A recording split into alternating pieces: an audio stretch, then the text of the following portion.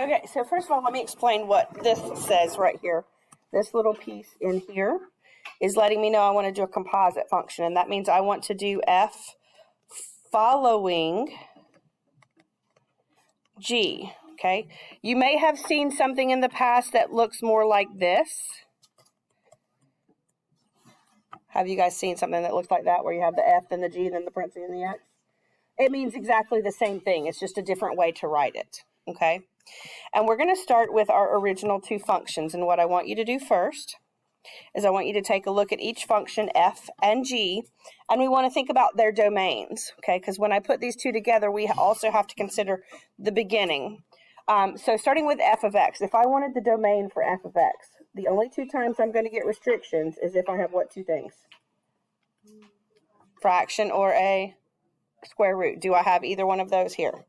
So that means my domain has no restrictions to it, so it would be all real numbers, and the way we write that is just negative infinity to positive infinity.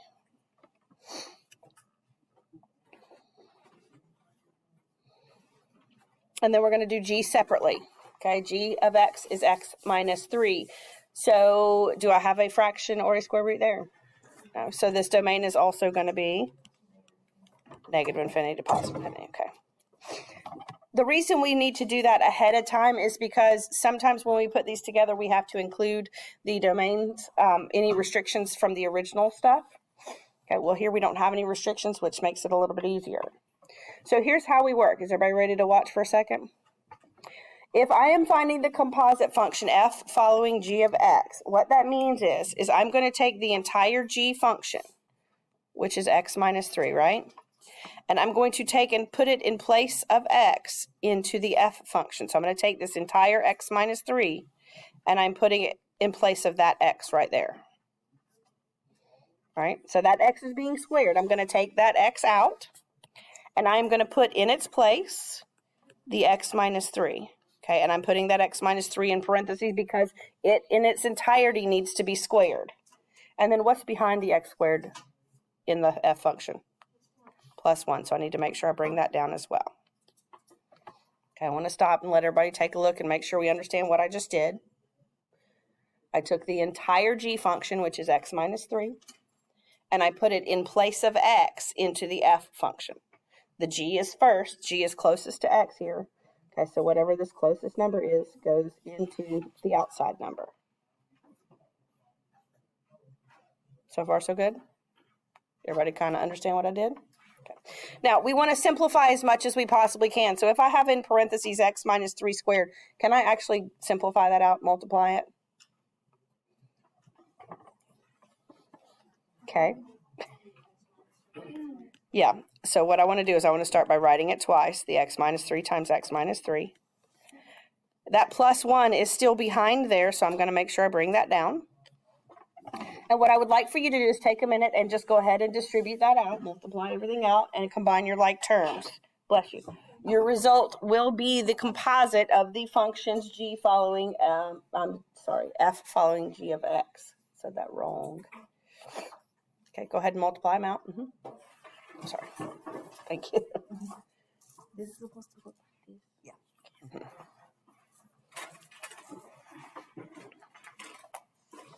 We're just distributing these two out. We're multiplying these binomials.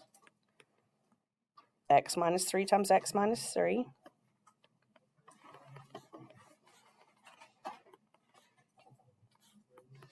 And then I'm bringing down that plus 1. And then I just want to combine all of my like terms and put this in standard form, which is starting with the highest degree. So we're going to go x squared. What does negative 3x and negative 3x give me? Negative 6x. And then I can combine that positive 9 and that positive 1 to give me a positive 10. Okay, so that is the most simplified answer of my composite function here, and that's how we're going to leave it. Now, we know, go ahead. Yes, we know that the domain for both of the original functions was all real numbers. What we need to look at now is in my new function, did I add any restrictions to that? Do I have a fraction? Do I have a radical?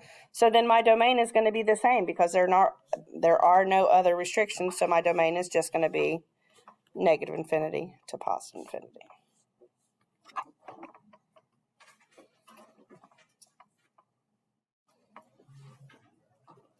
Kind of okay? All right. Now, we're going to use the same two functions, but I want you to go backwards. What I mean by that, and I wrote the functions again, but you don't have to, is I want you to do g following f of x. That means you take the f function in its entirety and put it in place of x into the g function. Okay, again, the entire f function goes in place of x to the g function. We already know the domain for these because we've already figured it out. I'm going to take and I'm going to plug that in and then simplify. I'm going to give y'all just a minute to try that.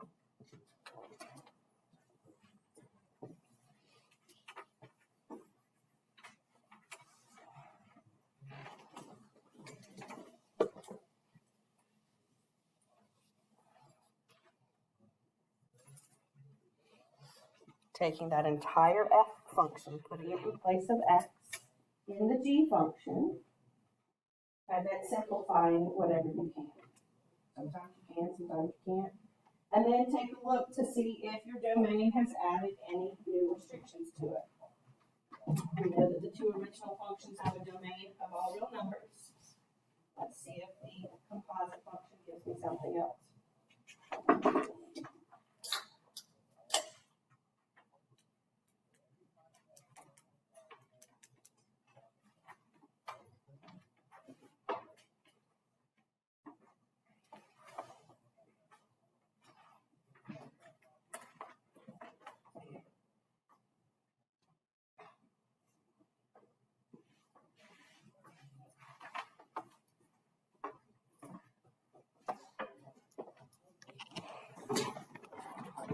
Oh gosh. So I'm taking the entire x squared plus 1 and I'm putting it in place of x into the g function. Do I need to put parentheses around it?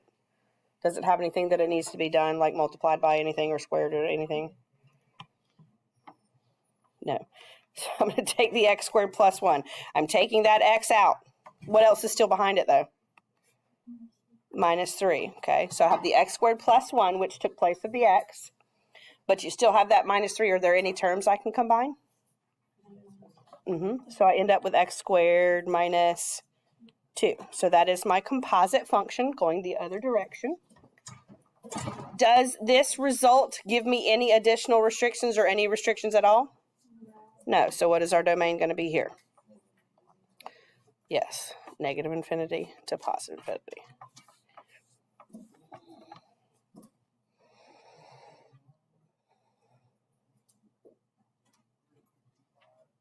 Are we kind of okay? All right, now the next one I have is a little tricky, so I'm going to kind of skip over that one. We're going to work on some that aren't as tricky as this one because I think I would like scare all of you. First period was kind of scared and it just gets real ugly, and I'm not trying to make it impossible for y'all, so we're just going to skip over that one for right now. If we have time, we'll come back to it, but again, I don't want to make it extremely difficult. If we can get the idea of this without getting impossible, that would be better. So 2 new functions.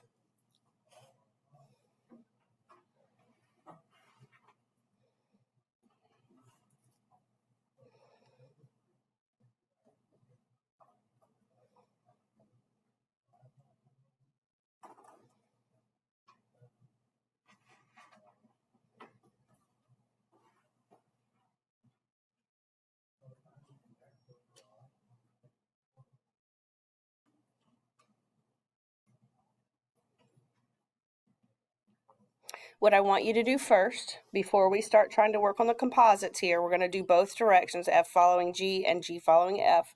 But what I want you to do is look for the domain of the two original functions first. So find the domain of f of x, find the domain of g of x, and then we can keep those in mind as we go through the composites. Again, find the domain of f as it is originally, find the domain of g, and then we'll talk about, the domain of the composites when we're done.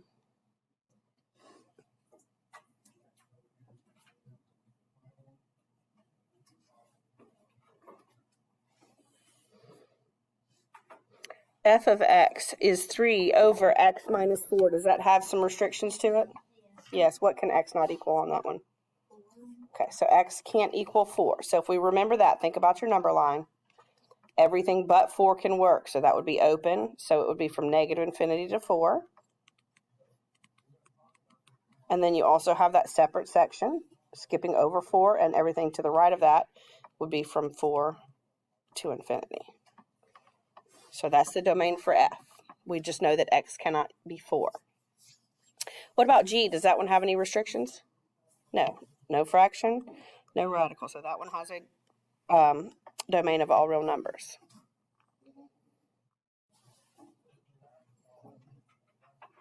So we're going to start by doing f following g. That means we are going to take the entire g function, because g is on the inside, and we are going to put it in place of x into the f function. So I want you to work on that. Take that 5 plus x, put it in place of x in that denominator.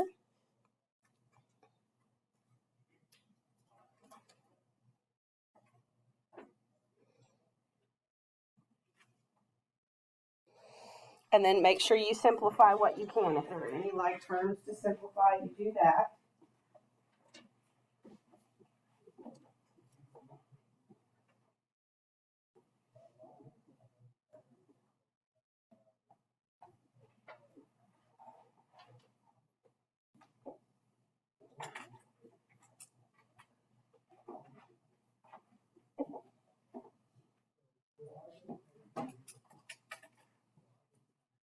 So the entire f function stays the same. The only thing is we're taking that x out and we're putting 5 plus x in its place.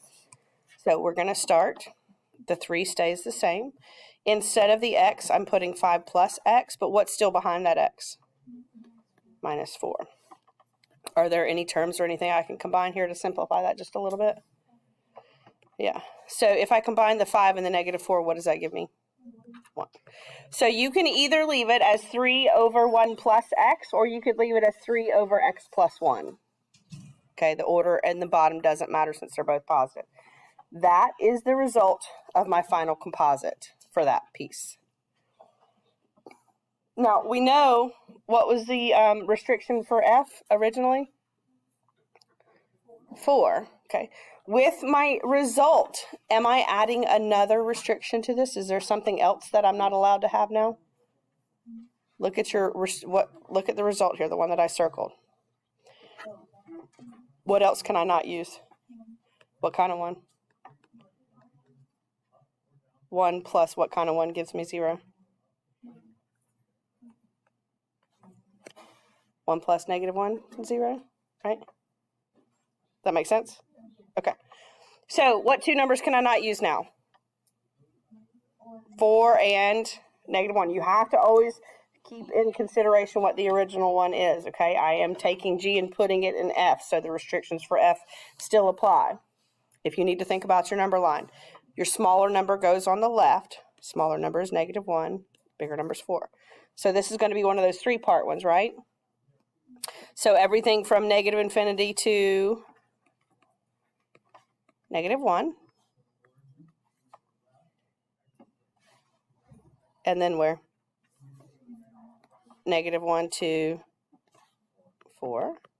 Okay. And then I got to skip over that 4, and the last one would be from 4 to infinity. Yes.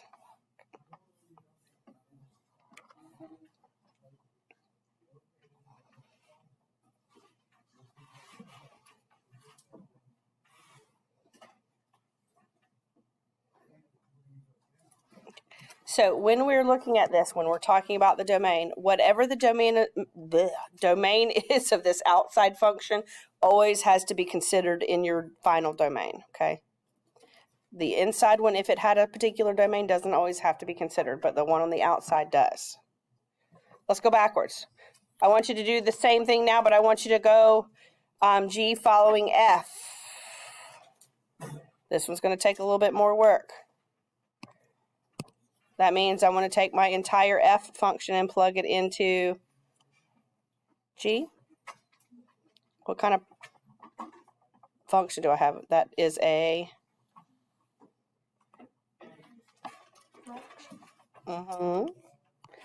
So we're going to go 5 plus my f function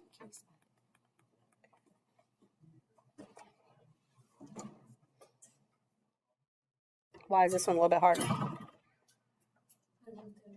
Because it's in a fraction. And what do I have to add fractions? Common denominators? Okay. So we got to think about that. We've got to be able to simplify this down to actually add these two together. So let's talk about what we do first. We put that 5 over a 1.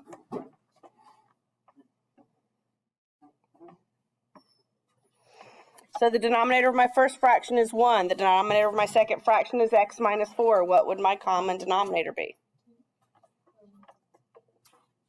If I have 1 and I have x minus 4. X minus 4. Okay, so I need to make this 5 have a denominator of x minus 4. Okay, the second fraction doesn't have to change. Think about this. What do I multiply 1 by to turn it to x minus 4? X minus 4, right? So we've got to multiply that 5 by both of those as well. So that would be 5x minus 20.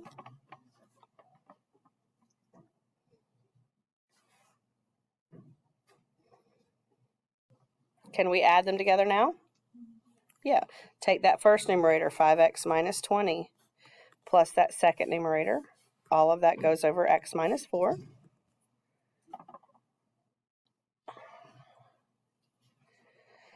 And then I can combine those like terms I have at the top there, 5x, and that's going to be what, minus 17?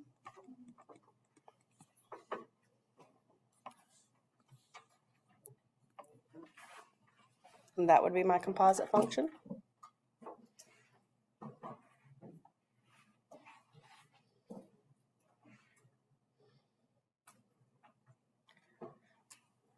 Now, let's think about this. What was my domain of the original g function? Negative infinity to positive infinity, all real numbers, right? So that one didn't have anything that I need to carry with it. If I look at the result here, do I have restrictions on that one, though? Yeah, what can I not be? Cannot be 4, right? So how would I write the domain of something not 4?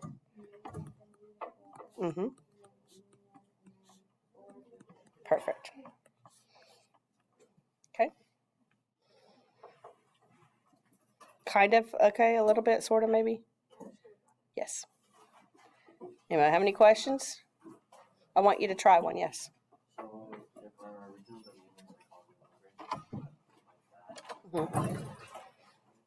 Yeah, so if your original is all reals, but your result has something that is restricted, you need to include that.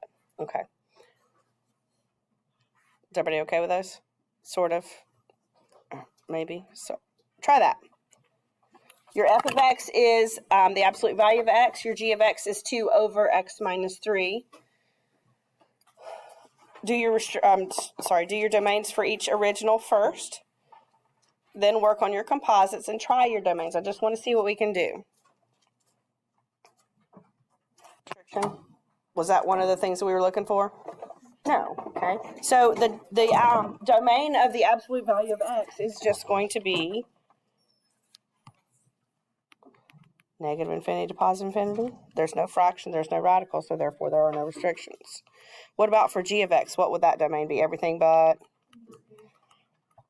So negative infinity to 3 in union with 3 to infinity.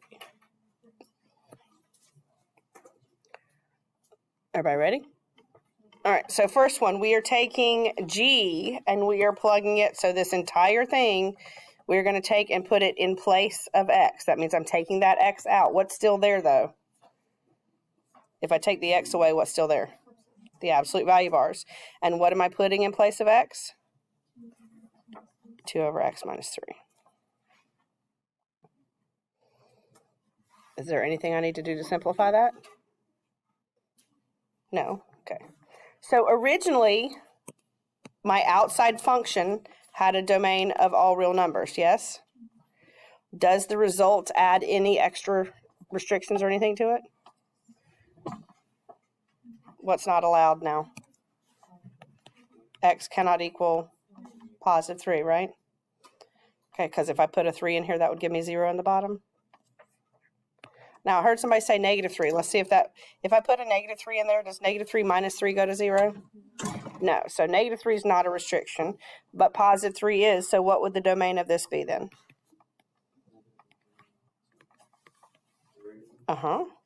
Oops, not negative 3. Sorry, that was my bad. Go ahead. And then in union with 3 to infinity. Okay. So the original f function did not have restrictions. However, the composite function did. So I have to include those in the final. Okay, but we're only looking at the original domain of the outside function. Everybody ready? Okay. Now we're going to go backwards. We're going to take the entire f function and put it in place of x into my g function. So I'm taking this entire thing, the absolute value of x, and I'm replacing that x with it. So this one is going to be 2 over the absolute value of x and then minus 3. Okay. That would be the result of that one. There's nothing I can do there. Now, the original g function had a restriction of 3. Is that still true for this one? Yes. Is there anything else I could also add to that one? Since it's just the absolute value of x and then the minus 3 on the outside, think about it like this. If I were to put in a negative 3 there, would that still give me a 0 in the bottom? Yes. So now this time I have to include not only the positive 3, but also the negative 3. And so this one's going to look like this. This is one of the 3-part ones. We go negative infinity to my smaller number, which is negative 3, in union with negative 3 to positive 3, and then positive 3 to infinity. So that one included one extra excluded value because of the way the absolute value sits.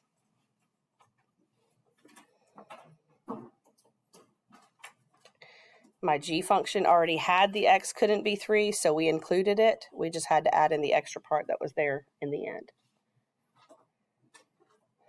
Are we kind of okay?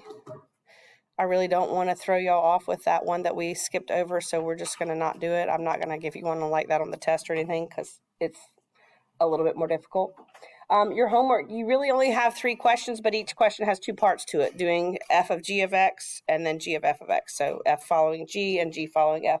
So technically it'll be 6 different questions, but it's only 3 actual questions, same page as Friday.